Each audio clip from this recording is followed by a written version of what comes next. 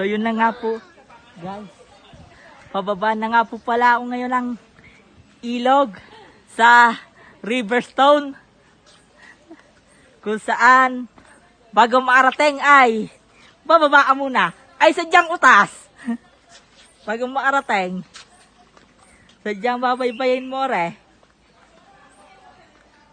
So ganito po ang pababaan nyo bago maarating ng ilog.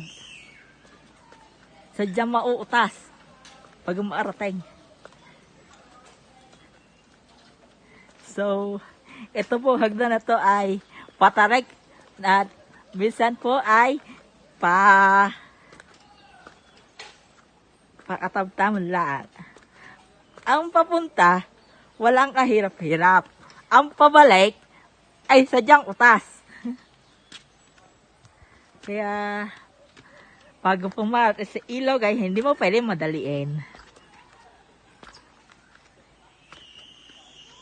Kaya, tiis-tiis.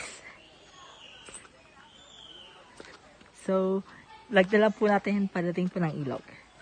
Stay tuned for more biker biyahero adventure.